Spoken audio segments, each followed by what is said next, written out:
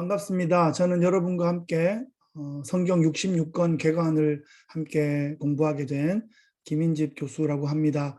저는 미국 플로리다 템파에 살고 있습니다. 미국에 산 지는 17년 정도 되었고요. 버지니아에서 유학하면서 6년, 또 뉴저지에서 사역하면서 10년, 그리고 지난 여름에 플로리다로 내려왔습니다. 지금 이 리폼드 대학교와는 지난 여름부터 함께 강의로 섬기고 있습니다. 첫 시간인데요. 함께 우리 오리엔테이션 함께 해보면 좋겠습니다. 잠시 화면 공유하겠습니다. 네, 화면이 공유되었습니다. Survey of the Bible. 자, 성경을 함께 공부해 볼 텐데요. 성경을 공부하는 방법은 여러 가지 방법이 있습니다. 아주 많은 방법이 있는데 그 중에서 우리가 이번 학기에 함께 공부할 방법은 설베이라는 방법입니다. 그러니까 나무의 열매, 나무의 이파리, 아주 세밀한 것까지는 살펴볼 수가 없고요. 전체적인 거를 보는 거예요.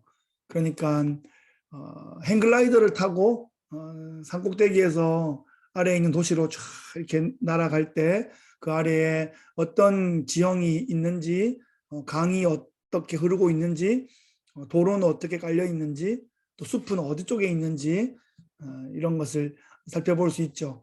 그런 새 눈으로 보는, 조망하는 그런 방식으로 성경 전체를 개관하는 그런 시간을 함께 가지면 좋겠습니다. 네, 오늘은 오리엔테이션 하는 시간이고요. 오리엔테이션, 오늘 강의 전체적인 방향을 잡아보는 시간입니다. 과목은 성경 66권 전체를 조망할 수 있도록 설베이하는 그런 시간이고요. 성경은 66권이 있습니다. 창세기부터 요한계시록까지 66권이고 구약은 39권, 신약이 27권, 합해서 66권이 되겠습니다. 그래서 성경은 한 권인데 또 66권이기도 합니다. 한 권 한 권이 개별적인 특성을 가지고 있으면서 또 전체적으로 마치 한 책의 66가지의 챕터인 것처럼 그렇게 또 하나의 이야기로 기능하고 있습니다. 그 자체적인 이야기가 되면서 또 전체적인 이야기로서 서로가 맞물려 있고 기능을 하고 있는 것이죠. 교재를 소개해 드리겠습니다. 손에 잡히는 성경 개관, 이 책이 주교재이고요. 빠른 검색 기독교 변증이라는 책은 부교재로 사용할 텐데요. 이 책은 꼭 가지고 계시면 소장 가치가 있는 책입니다. 여러 가지 apologetics, 그러니까 변증학이라는 이런 분야에서 증명하고 확인하고 또 컨펌하고 이제 그런 내용들이 많이 담겨 있기 때문에 우리가 기본 교재로 또 참고 교재로도 사용하고 여러분 서가에 꽂아놓고 또 수시로 찾아볼 수 있는 종종 우리의 손길이 그렇게 닿으면 좋은 그런 책이라고 할 수 있겠습니다. 수업의 목표는 66권 각 권의 기본적인 정보를 확인하는 것입니다. 창세기부터 계시록까지의 각 권이 어떤 그룹으로 묶여져 있는지, 또 그리고 각 권 안에 또 어떤 흐름으로 진행되고 있는지 이런 기본적인 정보를 알아보고, 또 각 권의 주제들이 있습니다. 그 주제도 알아보고 또 굵은 줄기의 내용들도 좀 살펴보고, 그리고 각 권들이 기록되어 있는 시대적인 배경이 다르고 또 위치가 다르고 청중이 다르고 저자도 다르고 그렇습니다. 그러니까 저자에 따라서 또 대상에 따라서 시대에 따라서 상황에 따라서 달라지는 그런 문화적인 또는 지정학적인 또 역사적인 종교적인 그런 배경에 대해서도 함께 살펴보도록 하겠습니다. 그리고 성경 시대의 배경을 우리가 좀 공부할 필요가 있거든요. 이것을 공부하려고 하면 이제 우리의 공부의 양이나 그런 지평이 엄청 넓어져야 할 텐데요. 성경 시대가 기록되어 있는 그 일반 역사의 시대를 보면 창세기가 기록된 시대에 창세기 기록 시대는 이집트 그 시대거든요. 그 창세기가 진행되었던 시대는 그보다 더 고대 시대인데 그러니까 이제 애굽, 이집트라는 제국이 있었고 그 이후에 아수르 제국, 또 바벨론 제국, 페르시아 제국, 헬라 제국, 로마 제국, 그런 제국의 역사 위에 성경이 기록되어 있습니다. 그래서 제국의 역사의 그런 흐름들을 이해할 수 있으면 그 이스라엘 역사에 대한 이해를 깊게 할 수 있고, 또 이스라엘 역사를 상황적으로 잘 이해할 때 오늘의 우리의 역사에 우리의 상황 가운데 이해하고 또 적용해 볼 수 있는 좋은 기회가 될 것입니다. 우리 한국의 역사, 근현대사를 공부한다고 하더라도 저 북방과 뭐 이 해양 쪽에 있는 그 나라들의 그 상황과 역학 관계를 잘 이해할 때 또 그 서로 상호 영향을 주고받기 때문에 이해가 더 잘 되는 거죠. 그러니까 이것은 선택이 아니라 꼭 필수적으로 이해를 잘 하고 있어야 되는 것입니다. 성경의 메인 메시지가 뭐냐 하는 거죠. 성경의 메인 메시지라는 것은 한 권 한 권이 다 각각 따로 있는 그 이야기에만 그치는 것이 아니라 성경 전체가 창세기부터 계시록까지 하나의 흐름을 가지고 메타 내러티브가 어떻게 흘러가고 있는지 하는 것을 공부하는 것입니다. 그 메시지를 잘 이해하면 한 권 한 권이 그 안에서 어떤 방식으로 또 의미를 가지고 또 이렇게 열매를 맺고 있는지에 대해서 또 잘 이해할 수 있게 됩니다. 수업 평가는 수업 참여에 대해서 15%를 드리고 퀴즈가 12번이 있는데 12번의 퀴즈를 20%로 산정하고 중간 기말고사를 각각 20%, 30%. 예, 이것은 네, 문제로 제가 잘 제안해 드릴 거고요. 기말 레포트가 있습니다. 이 기말 레포트만 좀 잘 이해하시면 될 것 같은데요. 기말 레포트는 오늘 수업하는 이 오리엔테이션에 나오는 그 내용, 교재 5페이지부터 7페이지에 있는데 그 이야기가 바로 성경 전체의 줄거리에 대한 이야기거든요.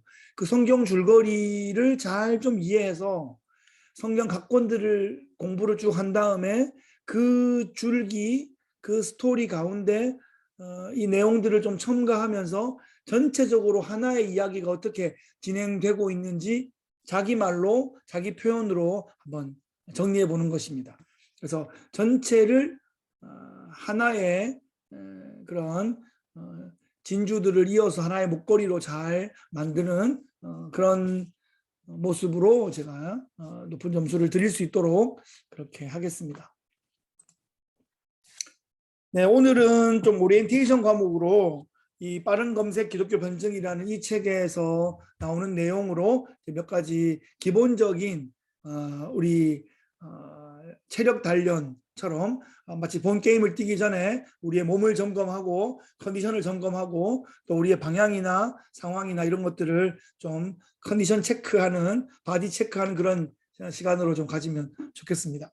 먼저 신약 성경은 믿을만한가라는 주제입니다. 우리가 성경 66권을 공부하는데 이게 믿을만한가라는 그 신뢰가 가야지 우리가 성경을 공부하는 의미가 있고 좀 목적이 있거든요. 이것이 그냥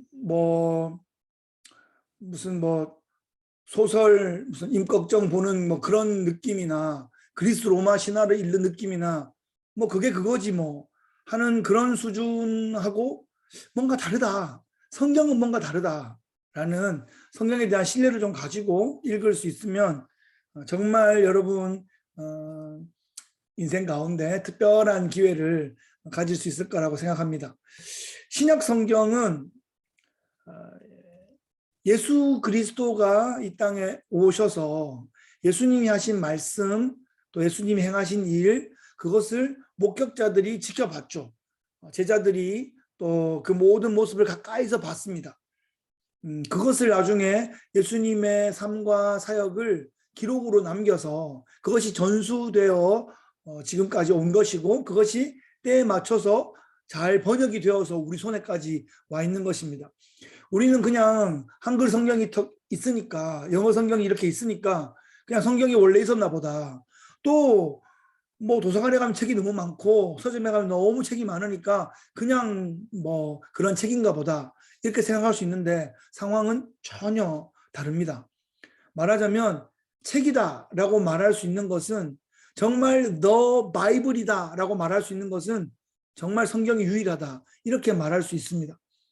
자, 예수님의 사건을 직접 목격한 사도들이 당대에 이 성경을 기록했습니다. 그러니까 아주 오랜 시간이 지난 후에 기록한 것이 아니라 당대에 기록했다는 거예요.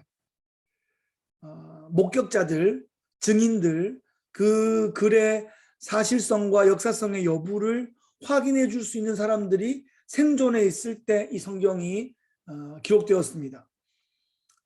자, 지금부터 성경을 쓰기 시작한다. 그리고 쓴 게 아닌데 예수님에 관한 이야기를 그 사도들이, 그 제자들이 아주 신뢰 있는 그 목격자가 그것을 잘 기록하고 그것을 확인할 수 있는 사람들이 그 글의 권위와 영감성과 또 모든 것을 잘 인정해 줬기 때문에 그것을 또 베껴서 또 전달해주고 하면서 그것이 권위 있는 예수님의 그 모든 진리를 담고 있다. 그래서 그것이 나중에 묶여서 신약 성경이 된 것이죠. 자, 처음에는 그것을 직접 목격한 사도들이 당대에 기록했다라는 것이고요. 그 다음에는 그것을 전파할 때 똑같이 그것을 필사를 했어요. 필사 뺏겨 쓴다는 게 그렇게 쉬운 일이 아닙니다. 그것은 아주 고도의 기술적인 작업이고 또 그것은 언어와 역사와 문화와 모든 것을 아주 지성적으로나 모든 것을 다 통달하고 있는 최고 엘리트들이 서기관이라는 그런 직분으로서 그 일을 감당했습니다. 이분들이 이 사본을 이렇게 기록할 때 아주 꼼꼼하게 기록했기 때문에 그 기록하는 방식들이 있습니다. 다 기록하고 뭐 글자의 숫자도 세고 또 그 간격도 세고 막 다 그래가지고 그대로 지금 마치 캐논 복사기로 복사한 것처럼 똑같이 복사하는 방식으로 그렇게 복사를 했습니다. 헬라어로 필사된 그 사본이 현재 5,300부 정도 남아 있고 이것도 발견된 것만 이렇습니다.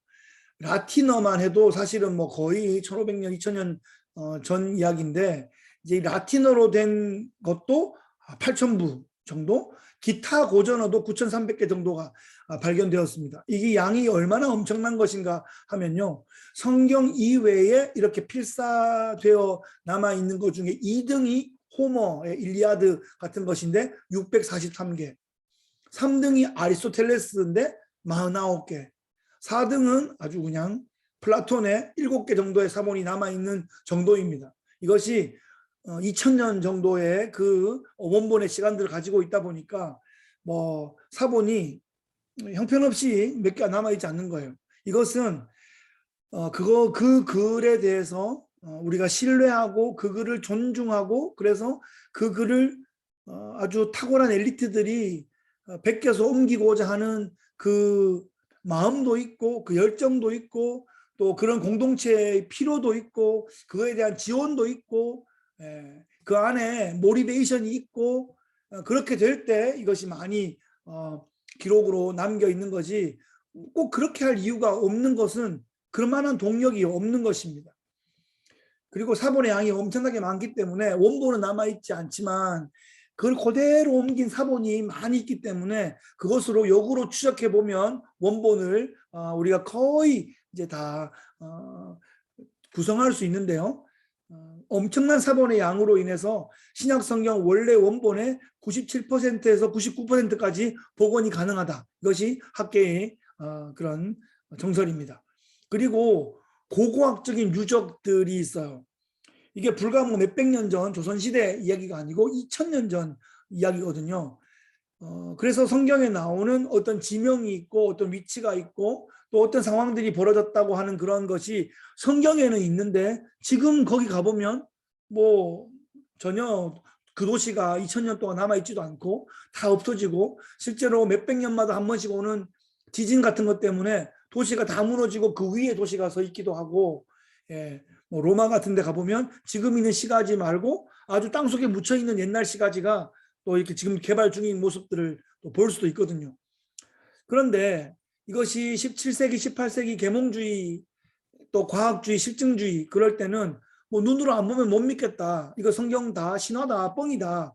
그런 이론들이 많았는데 19세기 때 고고학적인 엄청난 발전들이 진행되면서 하나하나 발견되는 것마다 성경에 있는 내용을 전부 다 확인하고 서포트하는 내용들이었지, 성경에 기록된 것을 전적으로 거부하거나 그것이 거절되는, 거부되는 그런 고고학적 발견은 전혀 없었다는 것입니다.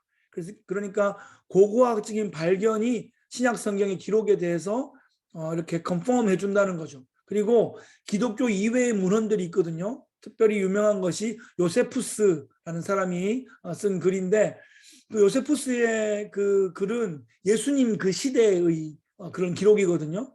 그러니까 나사렛에서 어떤 청년이 이러이러한 일들을 일으키며 이런 사람들에게 영향을 끼치고, 또 그 당시에 로마 총독이었던 그 지역, 유대 지역의 로마 파견 총독이었던 본디오 빌라도가 있는데, 그 빌라도에 의해서 사형 언도를 받고 십자가형을 받았다. 그런 이야기들이 그 당시에 요세푸스의 기록에 남아 있는 것입니다. 그러니까 세속의 그런 기록들을 통해서도 성경의 기록이 서포트되고 있는 것입니다. 그리고 정말 중요한 것인데, 성경에 있는 기록들은 참과 거짓을 판별할 수 있는 그런 구체적인 주장을 하고 있다는 사실입니다. 그러니까 뭐 산은 산이고 물은 물이고 그러면서 두루뭉술하게 쓴 것이 아니라, 이것이 아니면 안 되는 그런 되게 선명한 어떤 주장을 하고 있어요. 저는 대구에서 태어났습니다 라고 말하면, 제가 대구에서 태어났거나 아니거나 둘 중 하나이죠. 서울에서 태어나면서 동시에 대구에 태어날 수는 없는 거예요. 그러니까 성경은 참과 거짓을 판별할 수 있는 매우 구체적인 주장을 하고 있기 때문에 성경에 기록되어 있는 것이 참인지 거짓인지가 얼마 있지 않아서 바로 다 확인되는 것입니다. 예수님께서 그 3년의 공생애 동안 말씀하신 것이 예수님의 사역 마지막에 다 말씀하신 대로 진행이 되었거든요. 그리고 예수님 이후에 어떤 일이 벌어질지에 대해서도 말씀하신 대로 진행이 되었기 때문에 성경이 그 기록될 필요가 있었고, 그것이 복사될 필요가 있었고, 전파될 필요가 있었고, 또 이것이 번역될 필요가 있었고, 그래서 지금까지 성경은 다른 어떤 책과도 차이가 나는 아주 특별한 레벨에 있는 그런 특별한 계시의 기록이 되어 있는 것입니다. 구약 성경은 믿을 만한가라고 보면, 이제 신약 성경에 특별히 복음서의 기록에 이제 예수님에 대한 기록이 나오는데, 예수님께서 설교하시고 티칭하시고 대화하시고 그렇게 하시면서 구약 성경, 구약의 기록들을 인정하셨어요. 구약의 기록들을 하나님의 영감이 있는 하나님의 말씀으로 인정하십니다. 그것을 인용하시고 인용하십니다. 좋은 책, 좋은 논문, 좋은 교수, 이런 분들은 더 좋은 분들의 그런 글들이나 그런 분들 강연을 통해 가지고 계속 이제 인용이 됩니다. 인용이 되고 언급이 되고 그렇죠.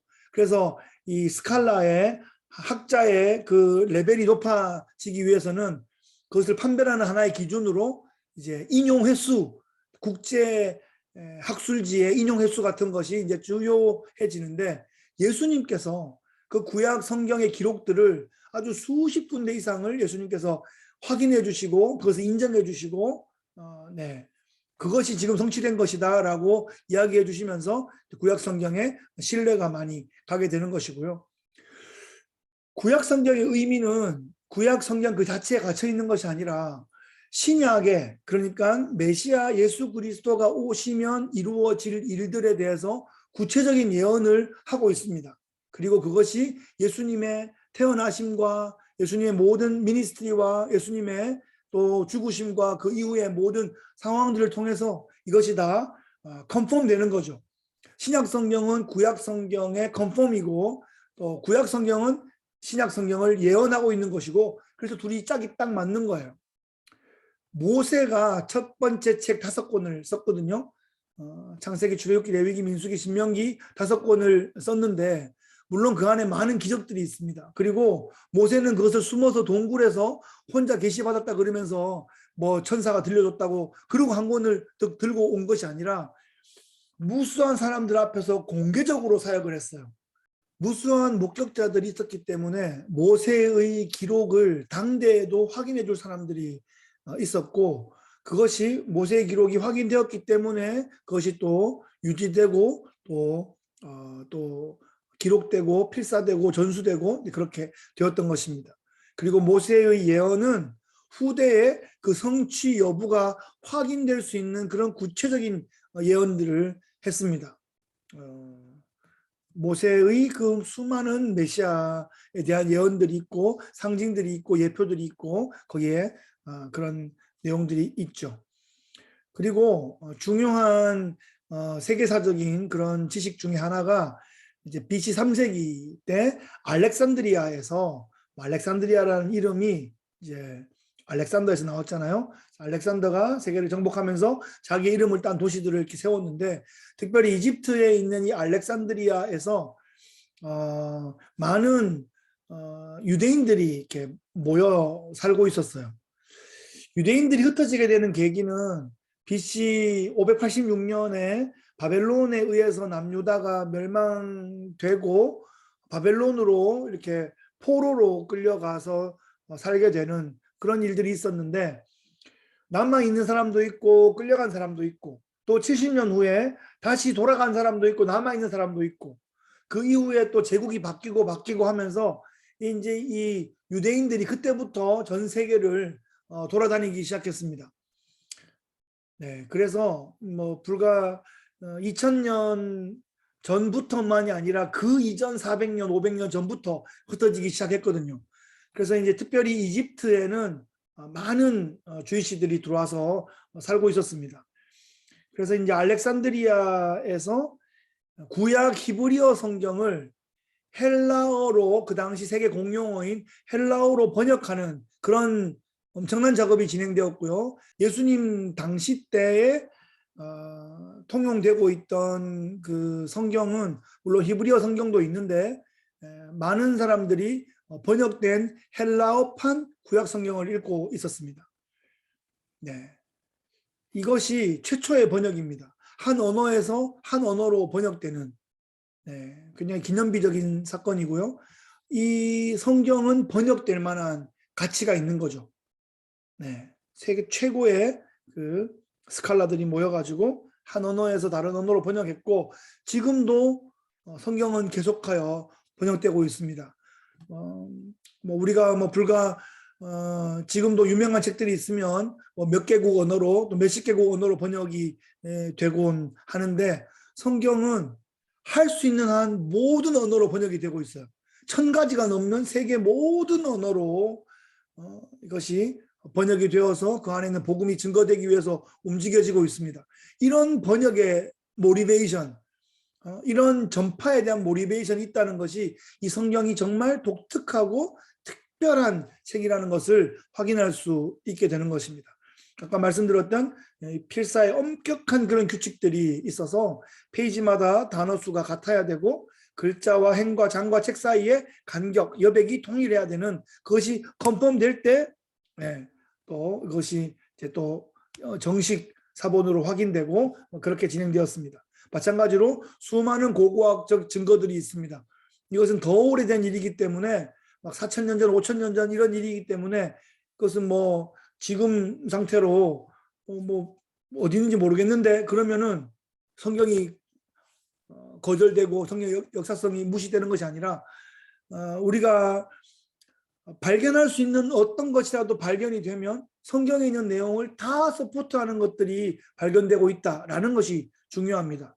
여리고성이라든지 니느웨 성이라든지, 성경에는 있는데 실제로는 없어가지고 성경이 거짓말이다라고 200년 전에 얘기했던 것들이 불과 몇십 년 전에 그것이 발견되면서 다 맞는 것으로 확인되고 있는 그런 장면을 여러분 기억하시면 좋겠습니다.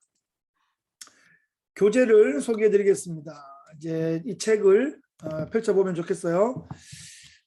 성경은 한 권의 책이면서 66권으로 된 책입니다. 구약 39권, 신약 27권, 합의 66권, 3구 27 이렇게 66권이고요.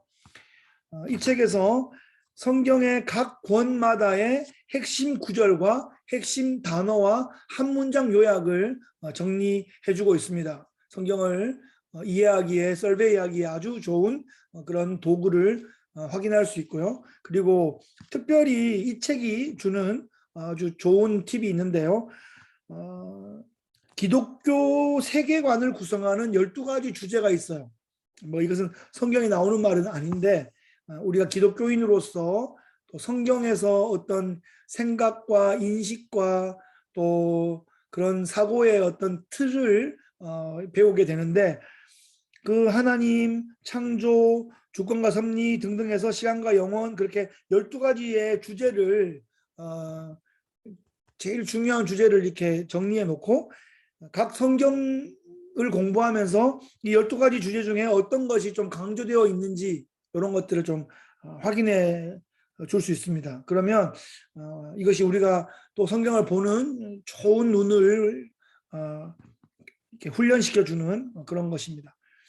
그리고 중요한 건 이 책은 누가 썼는지, 언제쯤 썼는지, 또 처음으로 이 책을 받은 사람, 최초의 R1 독자는 누구인지, 네, 그들은 어떤 지역 상황에서 받았는지, 이 책은 어떤 기록 목적으로 쓰여졌는지 하는 것을 공부할 필요가 있습니다. 그리고 또 중요한 것이 구약과 신약 각각의 이 66권의 성경에 예수 그리스도의 모습이 나타나고 있어요. 왜냐하면 성경 전체는 예수 그리스도를 향한 책이거든요. 예수 그리스도를 위한 책이거든요. 성경은 예수 그리스도가 구원자라는 것을 알려주기 위해 기록된 복음, 바로 그 자체이거든요. 그러니까 성경을 읽으면서 하나님 믿는다라고 말하면 맞기도 하면서 충분히 맞는 표현이 아닙니다. 성경을 통해서 예수님을 특별한 분으로 믿게 되었다라는 것이 성경의 기록 목적이고 성경을 바르게 읽은 바로 그 열매라고 할 수 있어요. 그래서 성경의 각 권에서 예수 그리스도의 어떤 모습을 확인할 수 있는 그런 부분들을 이 책에서 다 정리해주고 있는데 이 부분을 특별히 유의하여 살펴보시면 좋겠습니다. 그리고 성경 전체를 한 문장으로 요약한 것이 소개되어 있는데요. 한번 읽어볼게요. 여호와 하나님께서 그리스도를 통하여 하나님 자신의 영광과 구속받은 사람들의 기쁨을 위하여 구속받은 백성의 나라를 은혜로 건설하고 계신다. 예, 한 단어 한 단어가 되게 중요한 부분이어서 아주 아주 깊이 있는 그런 내용으로 되어 있는데 하나하나 곱씹어 보면 그 주체와 또 그에 대한 동사와 대상과 목적과 이런 것을 잘 확인할 수 있습니다. 성경은 이런 목적으로 기록되어 있습니다. 성경 이야기의 흐름, 이것이 오늘 제가 서두에 말씀드린 성경 이야기의 뼈대이고요. 이 뼈대를 잘 이해하면서 성경 66권의 그 어떤 내용들이 이 흐름 속에 잘 녹아들어져서 하나의 이야기로 써갈 수 있으면, 내러티브로 쓸 수 있으면 그것이 우리가 성경을 잘 이해하는 자기의 그런 이해 방식이 되겠습니다. 이거 하나를 잘 완성할 수 있으면 가장 큰 소득이 될 것 같습니다. 프롤로그는 구속을 위한 필요입니다. 성경이 기록된 목적이죠. 여기서 말하는 구속은 구속당하는 그 구속이 아니고 구속, 구원받는다는 의미예요. 예전에 그 노예 시장에 노예들이 이렇게 있으면 돈을 주고 노예를 사잖아요. 그러니까 돈을 내고 그 노예를 사는 이것을 구속이라고 해요. 영어로는 redeem이죠. redeem하다. 그래서 그렇게 사는 사람을 redeemer라고 하고요. 구속자라고 하죠. 그래서 우리가 그렇게 그런 상태에 노예 상태에 있었는데 예수님께서 자신의 생명값을 들여서 우리를 사셨다. 그래서 예수님은 redeemer가 되고 우리는 redeem 받은 사람이 되는 거죠. redeem이 되면 값을 치는 분의 소유가 되는 거예요. 그래서 우리는 예수님을 주님으로 믿고 섬기고 따르고 그분의 제자요, 또 하나님의 자녀로 그렇게 신앙생활을 해나가는 것입니다. 구속을 위한 필요가 생긴 거예요. 그 말은 아주 자유민이었다가 노예 상태로 되는 어떤 일이 생겼다는 거죠. 그것이 창세기 3장에 나오는 선악과 사건이고, 그것이 아주 선명하게 드러난 그 모습이, 물론 뭐 가인이 아벨을 죽인 사건도 있습니다만, 노아 대홍수가 창세기 6장, 7장, 8장 이렇게 계속 이어져서 나오고요. 그 이후에 창세기 11장에 바벨탑의 그런 저주의 모습이 나오거든요. 이런 일련의 그런 이야기들이 인간에게 구속을 필요로 하는 그런 모습이라고 볼 수 있어요. 창세기 12장에 나오는 인물은 아브라함인데요. 하나님께서 그래서 갈대아 우르란 땅에서 사는 아브라함을 불러내셔가지고 아브라함의 아들, 또 그 아들의 아들들을 통해서 한 가정이, 한 가문이, 한 민족을 이루고, 그 민족이 샘플이 되어서 하나님의 구원 역사의 어떤 모델이 되는 거죠. 기본적으로 해야 되는 일은 메시아를 담아낼 그런 민족적이며 혈통적이며 또 그런 지역적이며 상황적인 그런 무대를 준비하는 그 역할을 이스라엘 민족이 받은 것입니다. 네, 그리고 최초의 그 복음이 증거되게 하는, 전파하는 그 첫 번째 사명이 예루살렘에서 터져나갈 때 유대인들을 통해서 그 일이 벌어졌던 거죠. 그래서 성경은 유대인만 구원하는 책도 아니고 유대인만을 위한 책도 아닌데, 유대인이 하나의 도구요, 통로로 쓰임받았기 때문에 우리가 이스라엘 역사를 그런 의미에서 이해하는 것이고, 우리가 이스라엘 토속신을 섬기는 거 아닙니다. 성경이 그 얘기를 하고 있는 것이 아니에요. 그러고 있으면 성경이 이만큼 번역되고 이만큼 전파될 이유가 없는 거죠.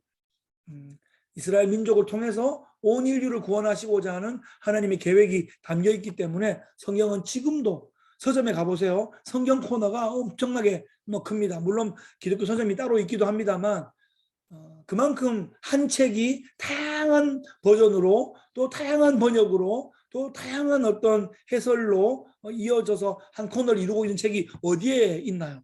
오직 성경만 그렇게 되어 있거든요. 그럴 이유와 필요와 목적이 있기 때문에 그렇습니다. 하나님이 자신의 나라를 아브라함을 통해 세우기 시작하셔서 또 다윗이라는 왕이 또 세워지고 하나님의 신정 통치와 같은 나라가 잘 진행되다가 그 나라가 둘로 쪼개어집니다. 북이스라엘과 남유다로 쪼개어지죠. 그래서 2장에서 하나님께서 자신의 나라를 교육하시다.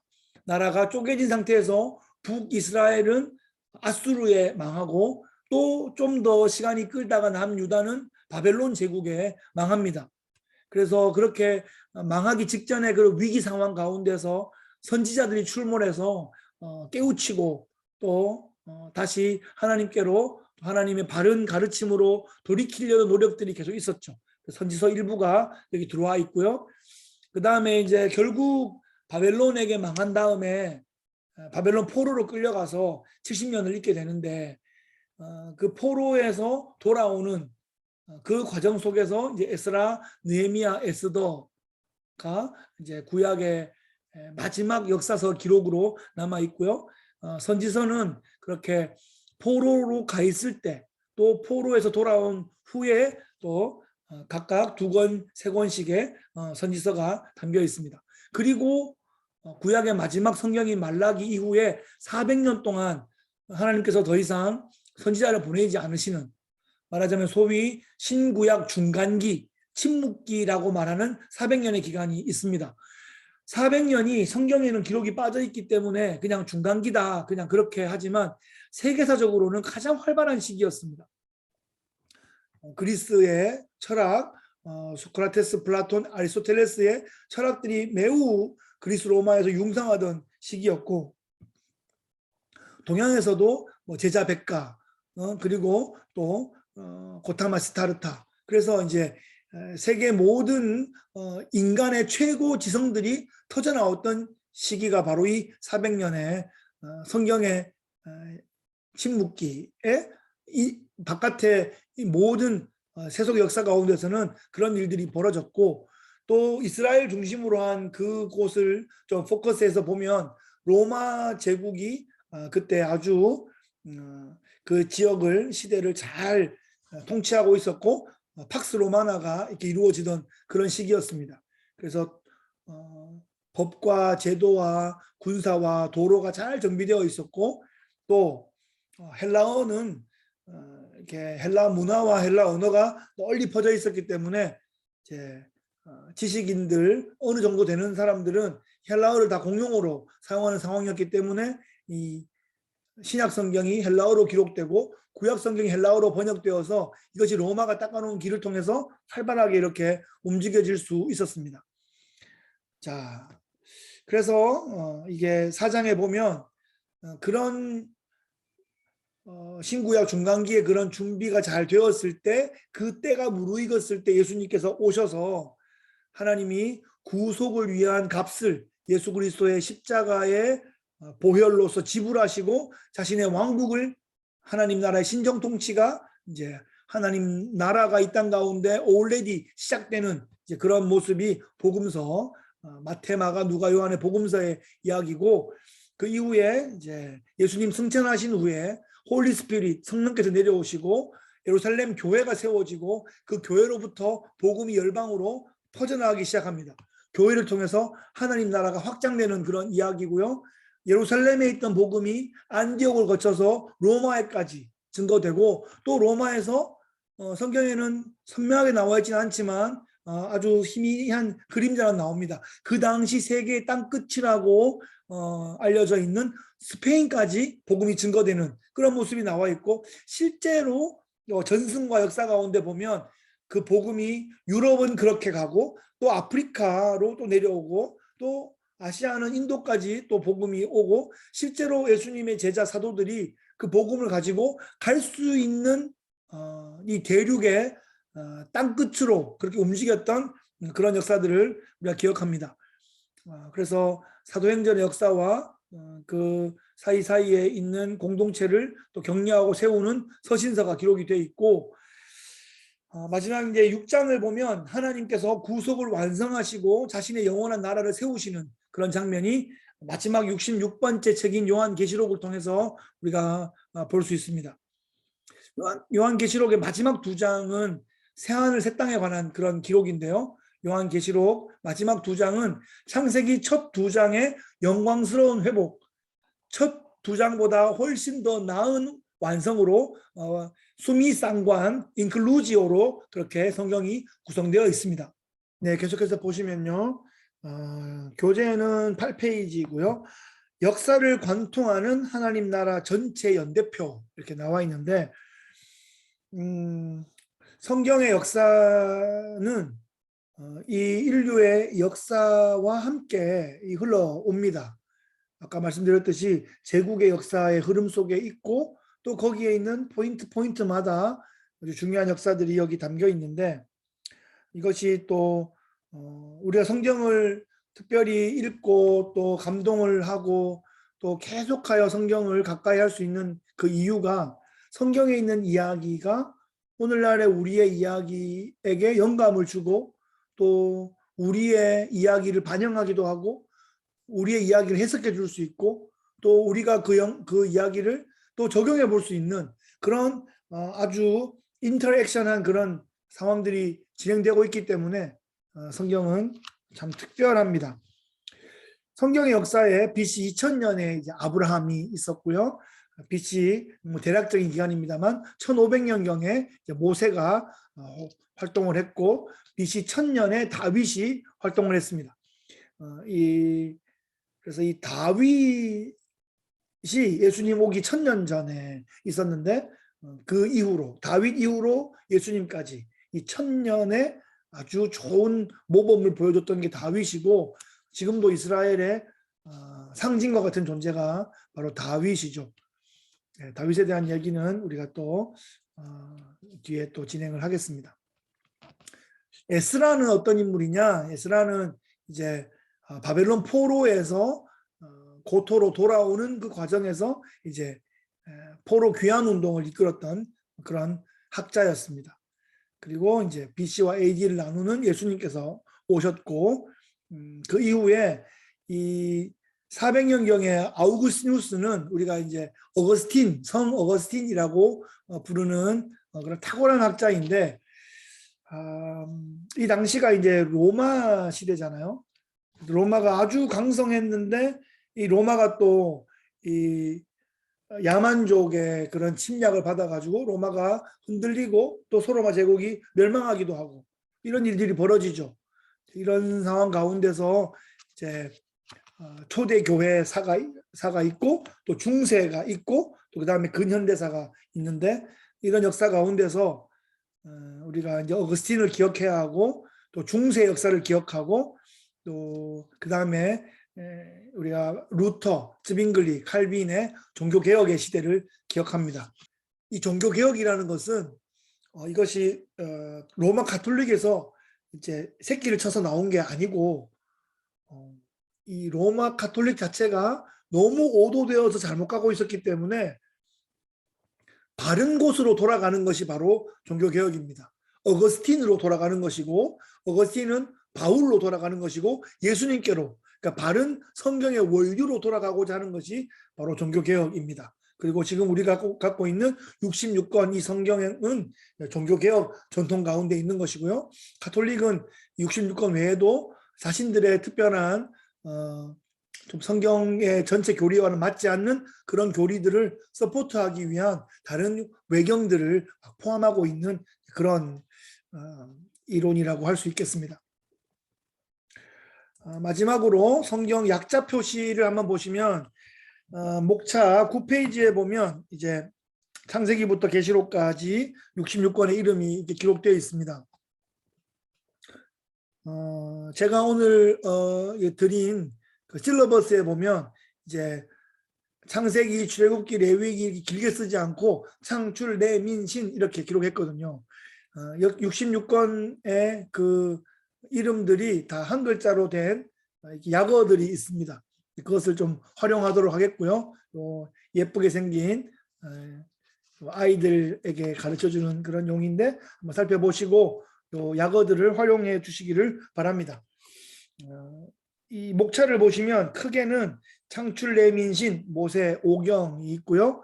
그 다음에 여호수아부터 12권의 역사서가 있고 또 그리고 5권의 욥기, 시편, 잠언, 전도, 아가서 5권의 시가서가 있고요. 그리고 선지서는 또 5권의 대선지서와 12권의 소선지서로 되어 있습니다. 그래서 5, 12, 5, 5, 12 그래서 이제 39권이 되거든요. 그렇게 그 구성과 그 구조도 잘 이해할 수 있으면 아주 좋습니다.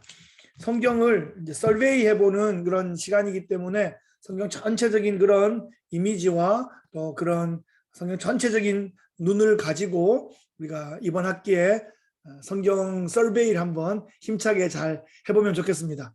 첫 시간 수고하셨고요. 다음 주에 해야 될 분량들 미리 예습하시고 함께 화이팅 하겠습니다. 또 배워요. 감사합니다.